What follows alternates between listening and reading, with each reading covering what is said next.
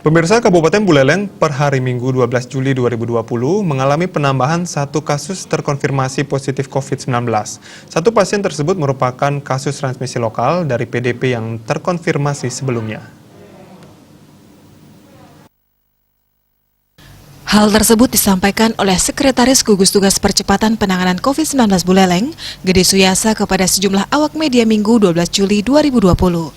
Suyasa mengatakan perkembangan kasus COVID-19 di Kabupaten Buleleng menunjukkan penambahan pasien terkonfirmasi positif sebanyak 1 orang, yaitu pasien dalam pengawasan dengan kode 133 yang berasal dari Kecamatan Buleleng.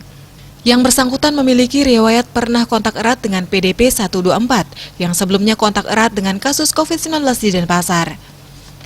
Hingga kini PDP 133 mendapat perawatan intensif di Rumah Sakit Pratamagiri Mas Buleleng.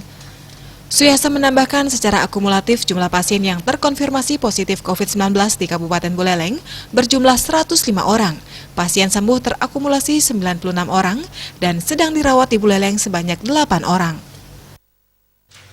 PDP yang terkonfirmasi ini adalah PDP 133 dari Kecamatan Buleleng yang memiliki kontak erat dengan PDP 124. PDP 124 adalah yang kontak erat dengan kasus Denpasar. Ya, ini adalah hasil tracing. Dari seluruh hasil tracing kita itu sisanya negatif. Ini adalah hasil tracing, kembali lagi ya, ketika ada PDP 124 dan 2 lagi kemarin sudah sembuh, ya kan. Nah sekarang ini masih tersisa keluar 1 hasil swabnya positif, yang lainnya negatif. Kemudian diisolasi sejak 11 Juli kemarin.